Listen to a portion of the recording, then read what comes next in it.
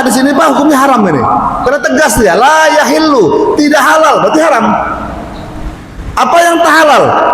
Damumri'in muslimin, darah seorang muslim. Ya, jadi nggak boleh Pak membunuh orang muslim, nggak boleh mengeluarkan darahnya. Dan biasanya mengeluarkan darah bukan dicoel, bukan Pak, dipotong. Nggak boleh Pak.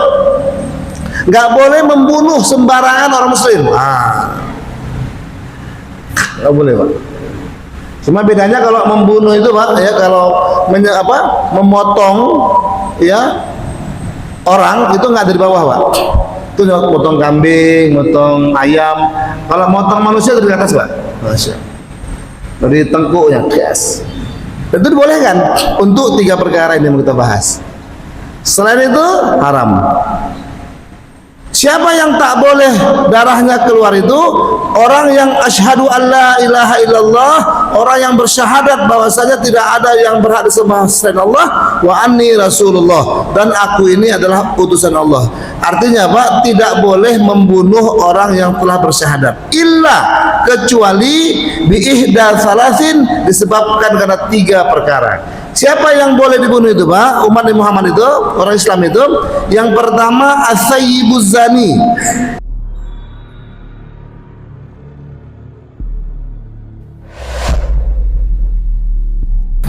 Bismillahirrahmanirrahim. Assalamualaikum warahmatullahi wabarakatuh.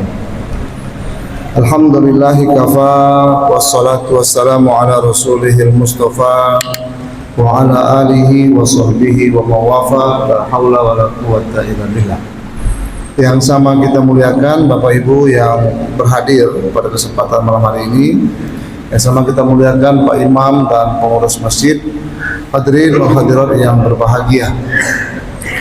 Judul kajian kita pada malam hari ini membahas tentang satu hadis Nabi tentang kesucian darah seorang muslim. Bapak Ibu, berangkat daripada satu hadis Nabi Sallallahu Alaihi Wasallam dinyatakan bahwasanya ada 3 perkara yang menyebabkan darah seorang muslim itu dibolehkan untuk ditumpahkan. Ini garis besarnya begitu Pak, nanti detailnya akan kita terangkan.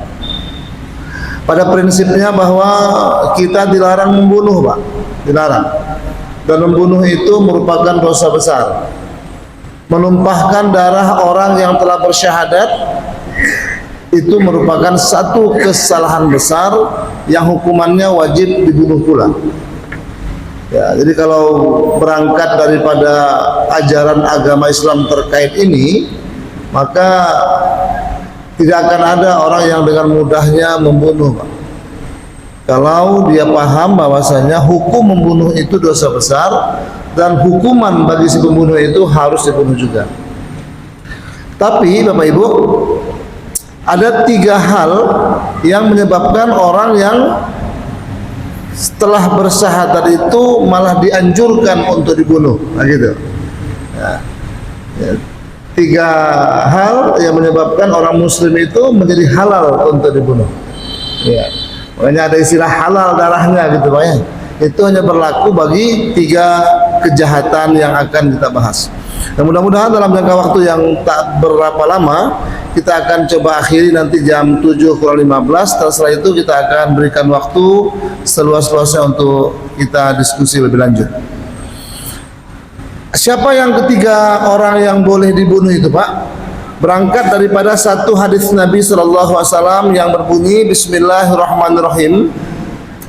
An Ibnu Mas'udin radhiyallahu anhu qala Rasulullah sallallahu alaihi wasallam la yahillu damu mri'in muslimin yashhadu an la ilaha illallah wa anni rasulullah illa bi ihda thalathin as-sayyibu azani wan nafsu bin nafsi wa tariku lidinihil mufariqu lil jamaah. Rawahul Bukhari. Dari Ibnu Mas'ud radhiyallahu anhu dia berkata, qala Rasulullah sallallahu alaihi wasallam, bersabda baginda Rasul sallallahu alaihi wasallam. Jadi Pak, hadis ini yang mendengar langsung dari Nabi adalah Ibnu Mas'ud. Ibnu Mas'ud ini Pak, nama aslinya Abdullah bin Mas'ud. Jadi Pak, ada 5 orang di zaman Nabi itu, ada 5 sahabat yang namanya Abdullah. Ya. Ada Abdullah bin Mas'ud, ada Abdullah bin Umar, ada Abdullah bin Abbas, ada Abdullah bin Amr bin As, ada Abdullah bin Zubair. 4 di antara 5 itu Pak, itu biasa disebut dengan Ibnu Abbas, Ibnu apa tadi itu? Ibnu Zubair, Amr bin As ya. Nah, yang satu ini Pak, yang Abdullah bin Ummi Mas'ud ini terkadang dalam beberapa hadis itu dicantumkan dengan nama Abdullah saja. Abdullah radhiyallahu anhu qala. Jadi kalau bapak-bapak, ibu-ibu temukan nanti ada satu hadis yang periwayatnya bernama Abdullah, itu dipastikan Abdullah ibnu Mas'ud. Kalau yang 4 lagi Pak, Ibnu Abbas ya, Ibnu Umar ya, Amr bin As dan Ibnu bin Zubair, Abdullah bin Zubair, itu sering disebut dengan nama Ibnu. Kenapa Abdullah bin Mas'ud agak dibedakan dari yang 4 tadi Pak?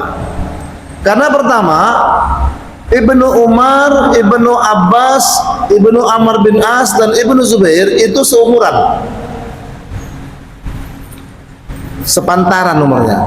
Tapi Abdullah bin Mas'ud ini itu lebih tua daripada mereka, maka tak bisa digolongkan sama dia. Ada perbedaan Pak, yang senior sama yang junior jangan disamakan. Yang kedua, kenapa Ibnu Mas'ud ini terkadang disebut saja dengan Abdullah? Karena memang Abdullah bin Mas'ud ini merupakan satu di antara sahabat-sahabat Nabi yang paling menonjol keilmuannya, menonjol pengetahuannya di antara yang 4 tadi Pak. Sehingga pernah baginda Rasul sallallahu alaihi wasallam memintakan Abdullah bin Mas'ud untuk membacakan ayat Quran kepada Nabi. Kalau biasakan Nabi Pak yang baca Quran kepada para sahabat mendengarkan. Tapi untuk satu kasus Nabi minta kepada Abdullah bin Mas'ud, ya Ibnu Mas'ud, iqra'ul Qur'an li, tolong bacakan Quran untukku. Apa kata Ibnu Mas'ud? Ya Rasul, mana mungkin aku bisa membacakan Quran kepadamu sementara Al-Quran itu diturunkan kepadamu. Ini adab Pak. Ya, jangan kita dengan ulama gitu ya, menjengkali, dengan ulama ya meremehkan ya. Padahal bisa aja Abdullah bin Mas'ud, apa salahnya Pak dibacakannya Quran selesai. Tapi karena adab yang tinggi yang dimiliki Abdullah bin Mas'ud, dia menolak dengan jawaban, enggak mungkin ya Rasul aku bacakan Quran kepadamu sementara Quran saja turun kepadamu. Tapi apa kata Nabi? Enggak apa-apa, bacakan aja dah.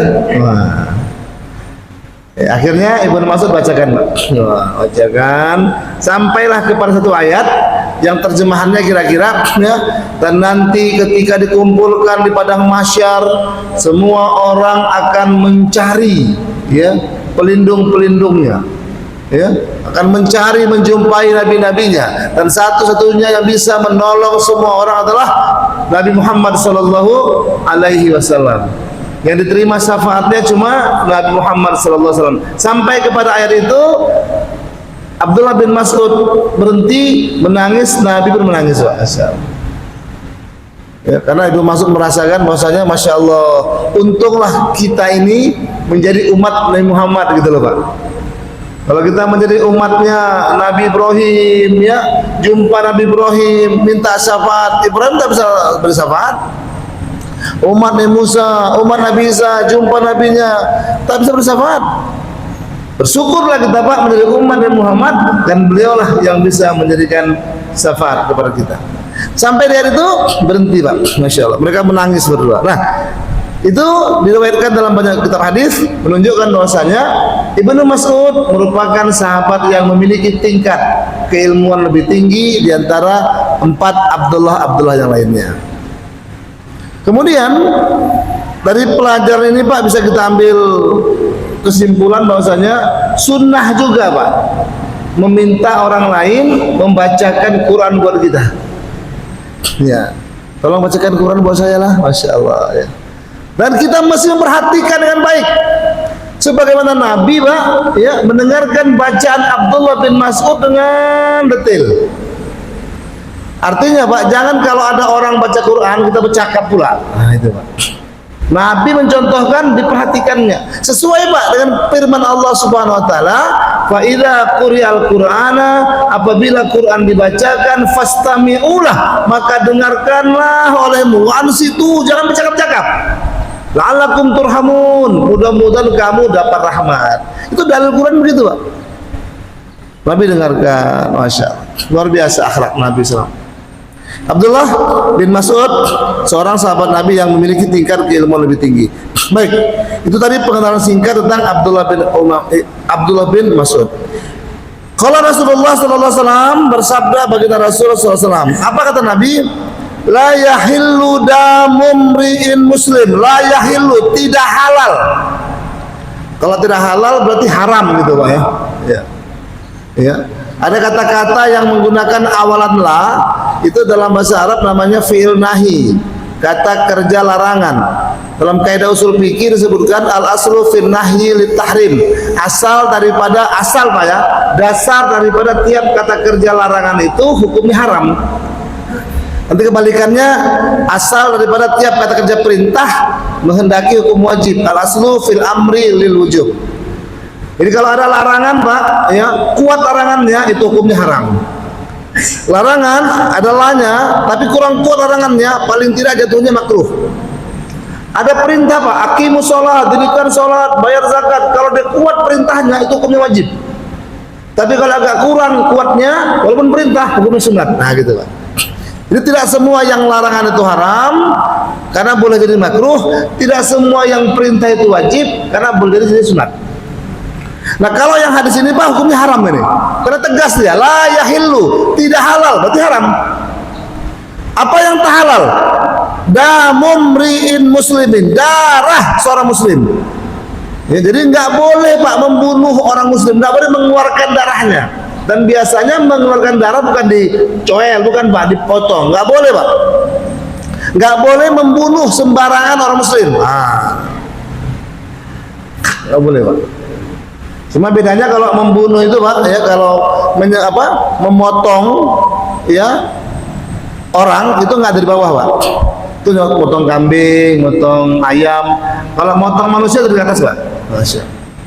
Dari tengkuknya, yes. Itu dibolehkan untuk 3 perkara ini yang kita bahas. Selain itu haram.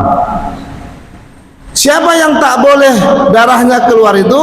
Orang yang asyhadu alla ilaha illallah, orang yang bersyahadat bahwasanya tidak ada yang berhak disembah selain Allah, wa anni rasulullah, dan aku ini adalah utusan Allah.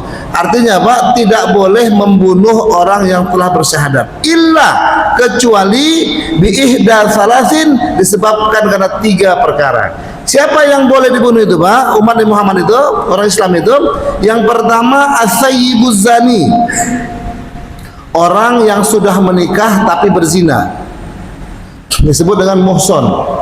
Ya kan ada zina muhson, ada ghairu muhson.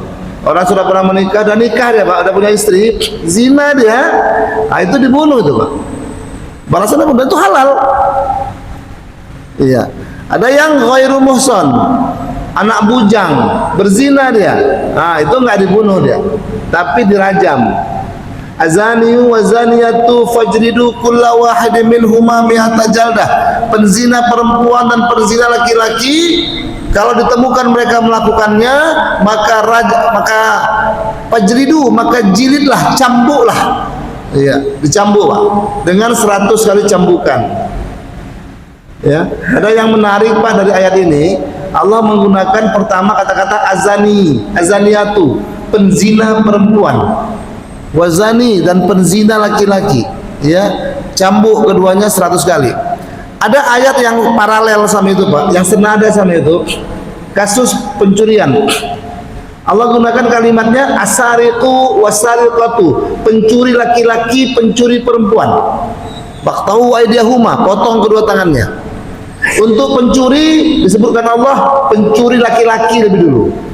Tapi untuk penzina Allah sebutkan azaniyatu, penzina perempuan lebih dulu. Apa maknanya, Pak? Iya.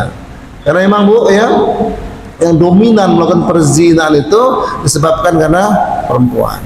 Ya. Artinya memang Masya Allah ya. Ya kadang-kadang kalaupun laki-lakinya tak mau ya perempuannya mancing-mancing gitu Pak. Ya dominan itu faktor penyebabnya dari perempuan. Azaniyatu, penzina perempuan. Nah, di hadis ini disebutkan yang boleh dibunuh pertama adalah orang yang sudah pernah menikah tapi berzina, bunuh. Yang kedua, wan nafsu bin nafsi. Iya, orang yang membunuh orang lain, maka balasannya bunuh juga.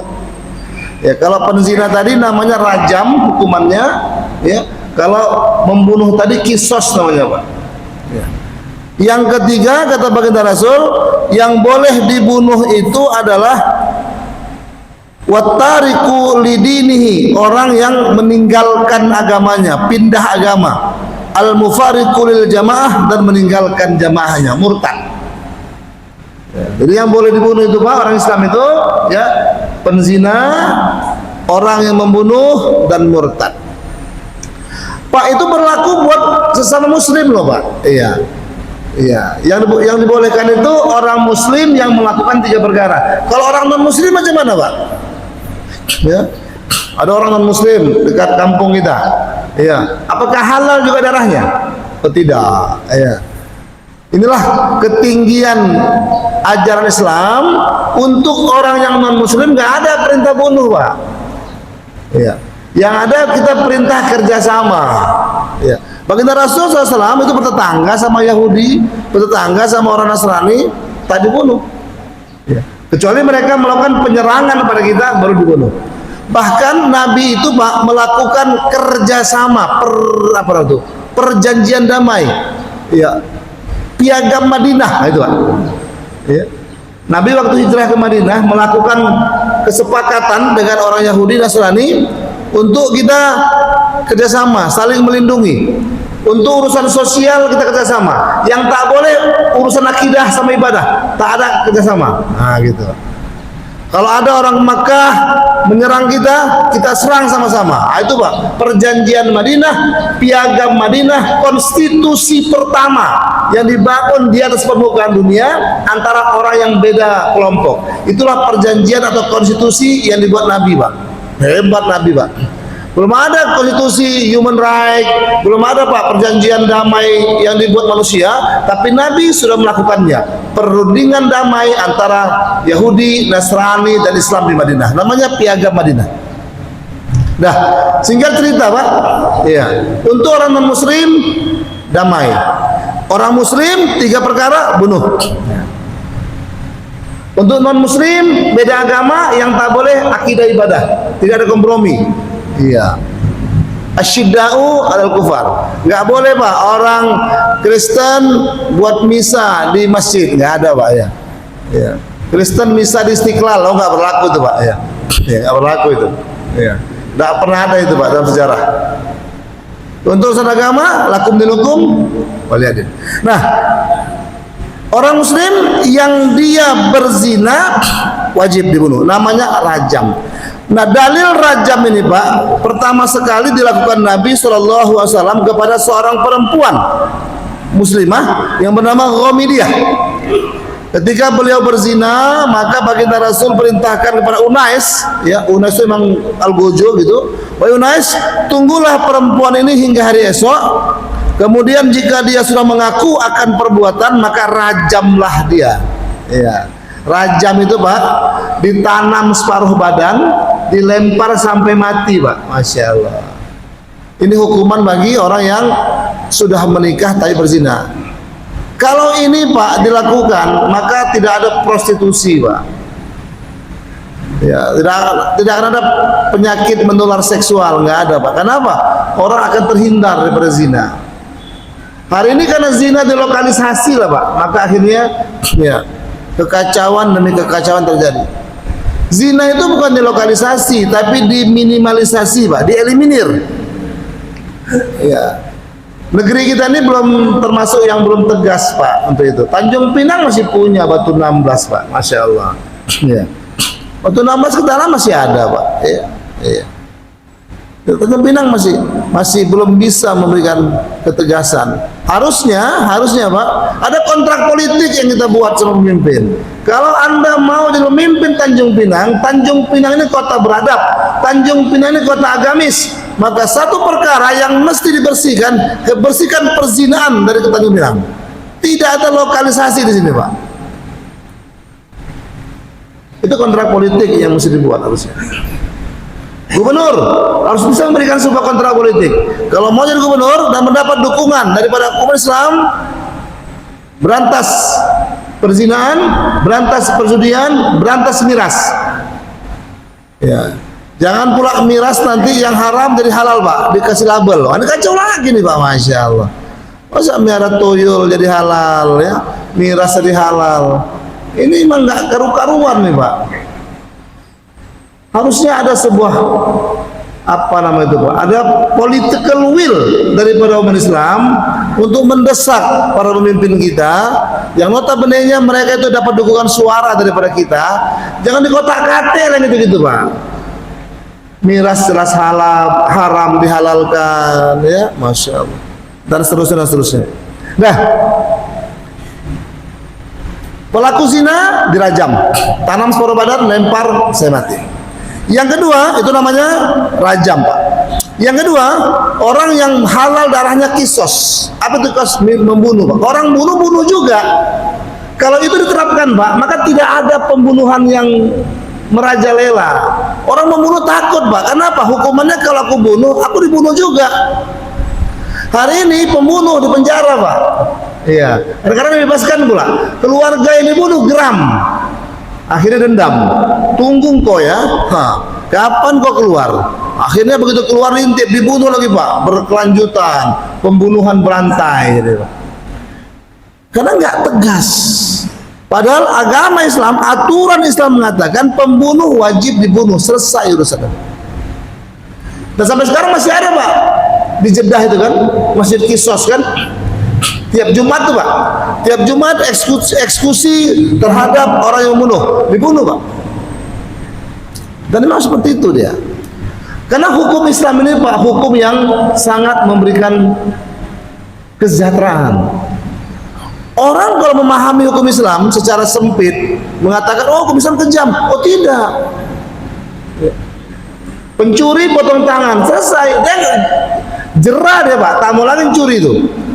Pencuri penjara setahun, 2 tahun, separuh hukuman bebas, ada PB, pembebasan bersyarat, ya kan Pak? Separuh masa hukuman boleh keluar Pak. Vonis 2 tahun, setahun dijalani, bebas. Mencuri lagi deh Pak.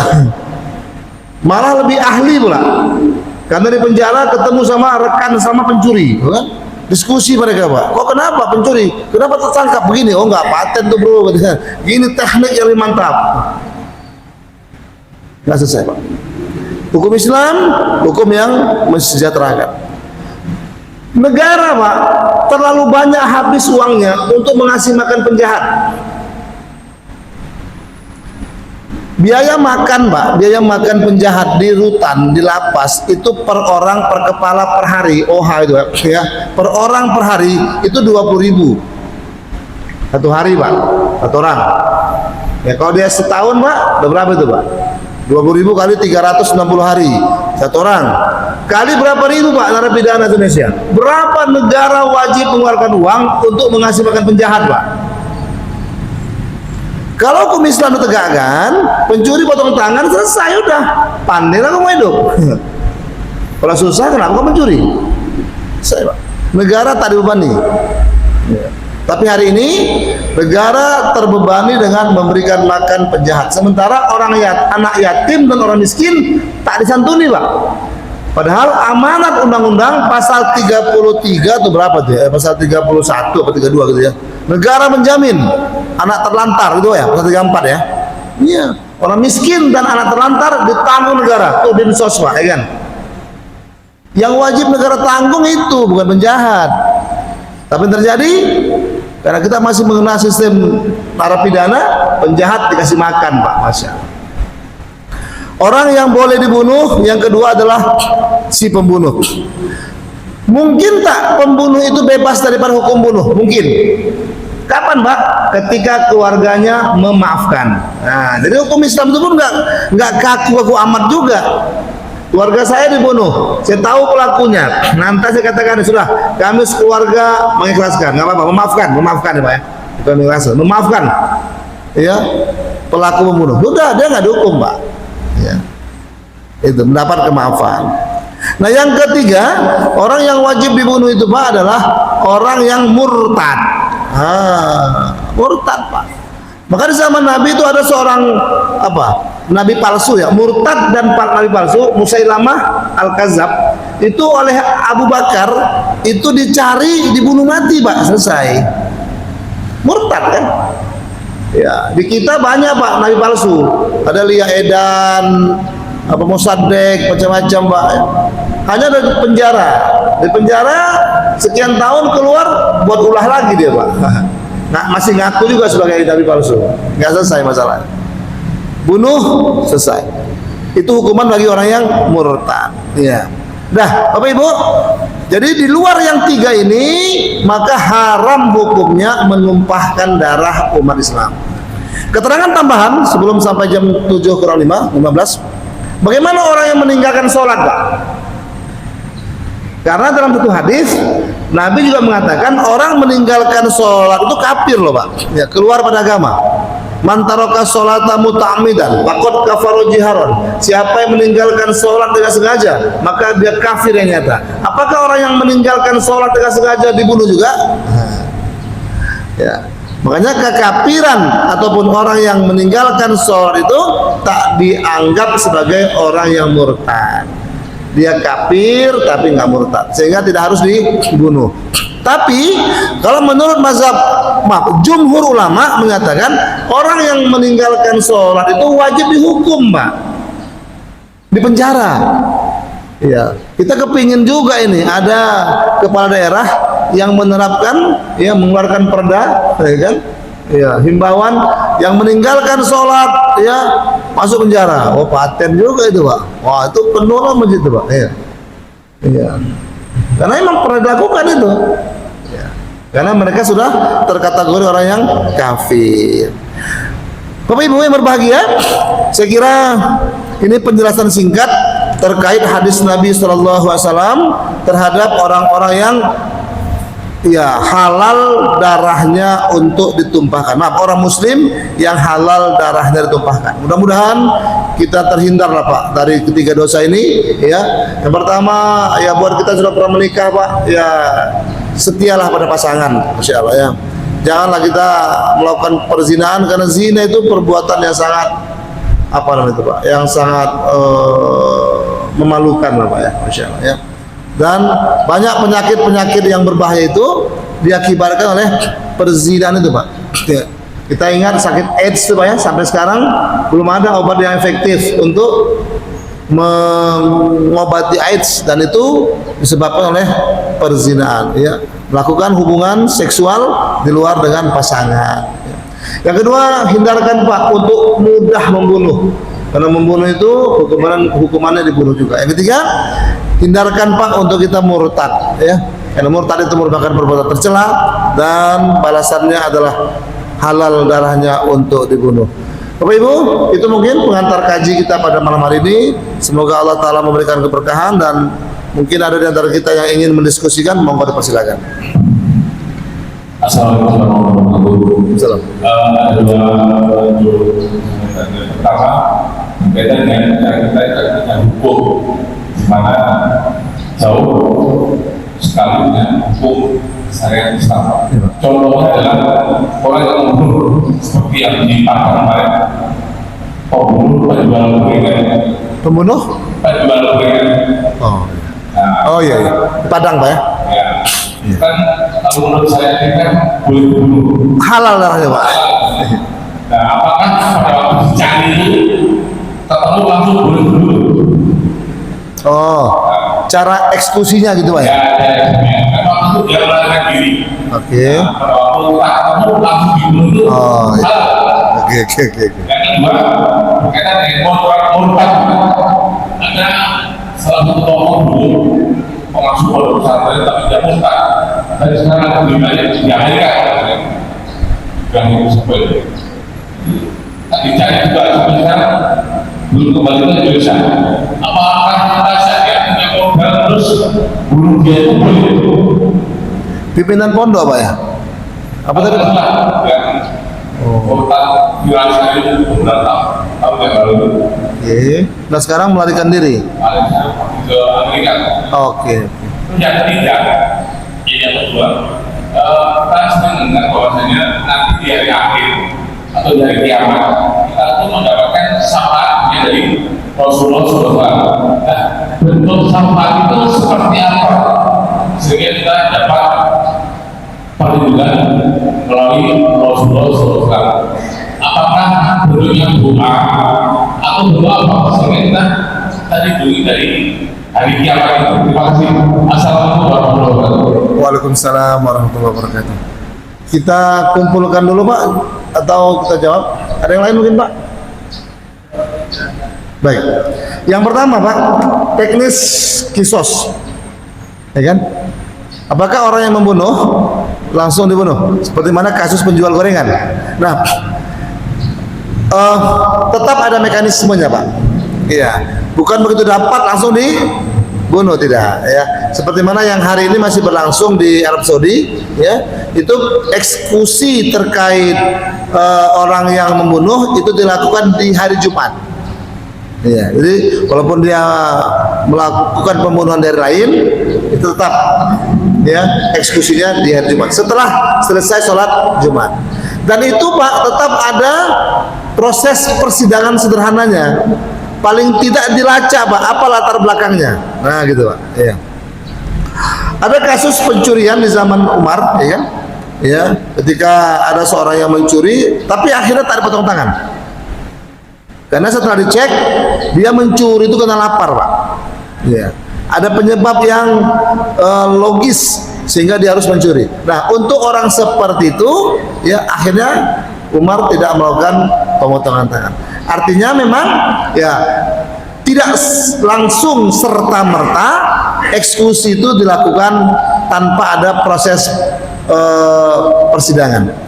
Ada orang Pak yang memang dia mau dibunuh, terpaksa harus membunuh. Nah itu tidak terlepas Pak daripada pembunuh. Nah, jadi orang yang langsung di kisos itu dihukum bunuh adalah orang yang memang menyengaja untuk membunuh. Teknisnya tetap diatur Pak. Yang kedua tentang murtad. Iya, lagi-lagi Pak, kalau memang murtadnya itu dengan pernyataan yang sadar, ya, katakanlah ada yang murtad, kemudian ditangkap gitu Pak. Ini kalau berlaku hukum Islam ya, ditangkap, ditanya, kenapa Anda murtad? Ya, saya sudah tidak mengakui akan keesaan Allah, tidak mengakui akan kerasulan Nabi Muhammad. Dengan sadar? Ya, dengan sadar. Bunuh Pak. Ya. Tapi kalau masih ada perkataan saya terpaksa, ya kan? Saya terpaksa melakukannya karena saya diancam, ya kan? Kalau tidak meninggalkan Islam akan dilakukan bla bla bla bla. Itu masih ada pertimbangan. Jadi orang yang langsung dihukum bunuh dikarenakan murtadnya karena dia sudah menyatakan dengan sadar bahwasanya dia meninggalkan Islam. Ya. Kalau dia lari Pak, cari, cari Pak, ya. Sampai ketemu. Baru kemudian dia dieksekusi. Kemudian terkait tentang Nabi SAW memberikan syafaat. Dalam satu hadis Nabi kan Nabi jelaskan begini Pak. Kullu ummati yadkhulunal jannah illa man aba. Setiap umatku itu sebenarnya pasti akan dimasukkan ke surga kecuali yang enggan untuk masuk ke surga. Para sahabat kan bingung nih Pak. Ya Rasul, maya apa? Siapa orang yang enggan masuk ke surga ya Rasul? Maka Nabi katakan man ata'ani dakhalal jannah wa man asani faqad aba. Yang mau ikut ajaranku berarti dia masuk surga. Yang tak mau ikut ajaranku maka berarti dia enggan masuk ke surga. Nah, maka pemberian syafaat yang dilakukan Nabi SAW nanti di padang mahsyar Pak, itu adalah pilihan kepada seseorang untuk langsung dimasukkan ke surga. baik itu orang yang bersyahadat, ya kan, ya, maupun tidak. Artinya apa? Kalau yang dia tak bersyahadat, jelas Nabi langsung mengeliminir. Oh bukan, kau bukan umatku, kau tak bisa masuk ke surga. Karena apa? Kau tak bersaksi atas kerasulanku. Atau yang kedua Pak, berlaku pada kita, umatnya ucapkan syahadat, tapi semasa hidupnya tak pernah sholat, ya kan? Semasa hidupnya tak pernah mengerjakan perintah-perintah Allah. Maka itu pun Nabi berlepas tangan daripada pemberian syafaat kepadanya. Termasuk Pak, itu yang saya sampaikan dalam khutbah beberapa hari yang lalu, ya, ada 4 ciri-ciri umat Muhammad yang diakui Nabi sebagai umatnya. Kita mungkin boleh saja mengaku-ngaku, tapi Nabi tak mengakui. Siapa itu Pak? Yang pertama asyidda'u al-kufar, orang yang memiliki ketegasan kepada kafiran. Nah, ini Pak yang saya bahas kemarin, ya. Orang non muslim, ya, diperbolehkan ibadah di masjid. Masjid kita buat nyanyi, itu berarti kehilangan dia Pak militansi agamanya. Itu tak layak dapat syafaat. Ya. Orang muslim, ya, tapi memberikan label, ya, tuyul itu halal, miras itu halal.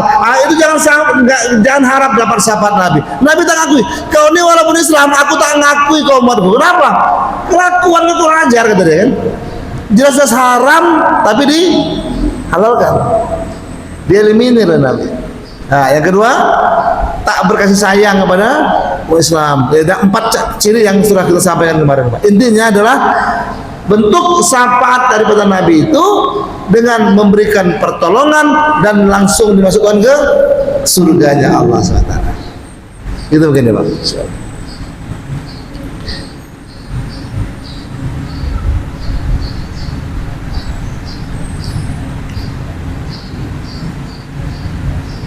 Ya, gitu Pak.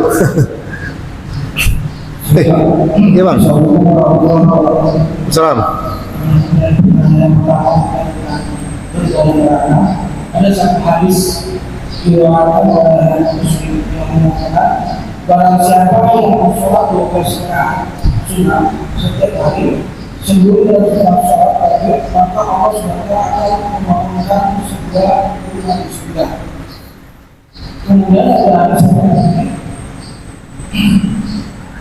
barang siapa bisa menjaga 4 rakaat sebelum dan 4 rakaat setelahnya, maka Allah akan mengharapkan masuk neraka. Hadisnya Abu Daud 21 yang menjadi pertanyaan, bolehkah kita memaknai yang pertama? Kita lihat apa yang pertama, Allah mengatakan bahwa ini adalah surat Al-Fatihah bahasa. Tapi bahasa yang kedua, itu bahasa kedua, bahasa sekarang adalah sudah akhirnya. Jadi itu mereka sudah bahasa bagian apa? Kita mau juga atau dari yang di sini apa makna sebenarnya? Salam. Ada orang memaknai Pak, setiap umatku akan masuk ke surga, tapi harus lewat neraka. Itu Pak ya. Tapi jangan lupa Pak, bahwa ada hadis Nabi menyatakan orang yang menjaga sholat, menjaga sholatnya, kita beri tanda petik dan kita underline, kita garis bawahi Pak ya. Menjaga sholatnya, maka Allah Ta'ala akan berikan 5 jaminan untuknya. Yang pertama, rezekinya diberkahi. Yang kedua, azab kuburnya diangkat. Yang ketiga, menerima catatan amal sebelah kanan. Yang keempat, melintas sirat secepat kilat. Yang kelima, masuk surga tanpa hisab. Maka dengan kata lain Pak, orang yang menjaga sholat, menjaga Pak ya, itu akan langsung direct masuk ke surga tanpa singgah di neraka. Jaga sholat. Baru kemudian kita hubungkan dengan hadis yang abang baca, bahwasanya siapa yang mengerjakan 12 rakaat sholat rawatib. Sholat rawatib itu Pak bermakna sholat sunat pengiring sholat fardu, ya. Ada 12 rakaat yang menjadi muakkad, sangat dikuatkan. Maka Nabi katakan Allah akan bangunkan untuknya satu mahligai di surga. Kalau sholatnya terjaga, maka yang namanya terjaga itu otomatis satu paket dengan rawatib-rawatibnya. Maka untuk orang seperti itu Pak, jaga sholat tepat waktu, berikut rawatibnya, dia tidak akan singgah ke neraka karena langsung masuk ke surga dan diberikan mahligai di sana. Yang kedua tadi Rasulullah mengatakan, siapa yang mengerjakan 4 rakaat sebelum zuhur, 4 rakaat sesudah zuhur, maka Allah Ta'ala akan haramkan ke neraka. Jelas Pak, linear lah dia, bahwa orang yang jaga sholat dia tidak akan singgah ke neraka dulu, karena dia langsung dimasukkan ke surga dan mendapatkan mahligai beserta dengan segenap kesenangannya. Maka poin yang penting kita garis bawahi Pak, seluruh amalan ini penting, tapi yang paling penting di antara yang terpenting adalah jaga sholat. Jaga sholat itu Pak berikut dengan rawatib-rawatibnya. Ini Pak yang sering menjadi persoalan di kita. Orang lepas sholat fardu pulang, ba'diyah tadi kerjakan. Ditanya, Pak kok nggak ba'diyah Pak? Alah kan sunat aja Pak. Kita terjebak kepada definisi sunat. Kalau ditanya apa sunat itu Pak? Berpahala dikerjakan, ditinggalkan nggak apa-apa. Itu yang buat ngaco itu Pak. Sunat itu berpahala dikerjakan, ditinggalkan rugi. Satu. Yang kedua, sunat itu Pak penyempurna kekurangan sholat fardu. Maka dengan kata lain, orang yang tidak mengerjakan sholat ba'diyah, baik qobliyah sebelum ataupun ba'diyah sesudah, itu orang sombong Pak. Kenapa sombong? Karena menganggap bahwa sholat fardunya sudah sempurna sehingga tak perlu ditambah dengan sholat sunat. Maka orang yang tidak mengerjakan sunat, ba'diyah, qobliyah, itu sholatnya tidak sempurna. Maka kesempurnaan itu membuat dia terhindar daripada masuk ke surga tanpa dihisab. Demikian kurang lebih Bang. Jadi sempurnanya itu karena dia kerjakan sholat fardu itu berikut dengan rawatib, ba'diyah dan qobliyah. Dan jangan lupa rawatib itu 12 rakaat yang muakkad. Apa yang 12 rakaat itu Pak? 2 rakaat sebelum subuh, 4 rakaat sebelum zuhur, 6 ya. 2 rakaat sesudah zuhur, 8. 2 rakaat sesudah maghrib ya. Sebelum asar tuh kok itu ghairu muakkad Pak. Iya, ini yang muakkad ya, yang termasuk 12 ya, saya ulang. 2 rakaat sebelum subuh, 4 rakaat sebelum zuhur, 2 rakaat sesudah zuhur, 2 rakaat sesudah maghrib, 2 rakaat sesudah isya. Itu Pak yang muakkad. Maka ini perlu kita rubah nih Pak Ketua, izin, bahwa zuhur itu berikan space waktu agak lapang untuk yang qobliyah, karena muakkadnya sholat rawatib zuhur sebelum itu 4 bukan 2. Kalau kita kasih durasinya 10 menit include azan di sana, maka dipastikan sulit kita mengerjakan 4 rakaat sebelum zuhur. Izin Pak Ketua, mungkin jadi masukan setel waktunya untuk sebelum zuhur diberikan space waktu agak panjang, karena sunnah rawatib muakkadnya di situ 4 rakaat. Itu yang dibangunkan malaikat. Jadi Pak yang sebelum asar, sebelum maghrib, sebelum isya itu ghairu muakkad, yang tak terlalu dikuatkan walaupun harus dikerjakan. Tapi anehnya Pak, mohon izin, anehnya 2 rakaat sebelum asar kita biasa buat, masjid memfasilitasi. 2 rakaat sebelum isya biasa buat, masjid memfasilitasi. Harusnya 2 rakaat sebelum maghrib itu juga masjid harus memfasilitasi, karena kedudukannya sama antara 2 rakaat sebelum asar, 2 rakaat sebelum maghrib, dan 2 rakaat sebelum isya. Tapi sayang hanya berapa masjid yang memfasilitasi pelaksanaan sholat sunat 2 rakaat sebelum maghrib. Betul Pak? Ini menjadi perenungan dan ya bahan ya diskusi lah Pak ya. Artinya Pak, penekanannya sholat sunat sebelum maghrib itu ada dan sama kedudukannya dengan sebelum asar dan sebelum isya. Maka perlakukanlah secara adil. Kalau sebelum isya kita buat, sebelum asar kita buat, maka sebelum maghrib kita buat.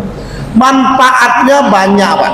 Manfaat antara lain memberi kesempatan supaya orang tidak masbuk dan tertinggal. Pak Ketua. Bapak Ibu, agaknya waktu juga yang misalkan kita. Lebih kurang saya mohon maaf. Usikum wa nafsi bittaqwallah. Assalamualaikum warahmatullahi wabarakatuh.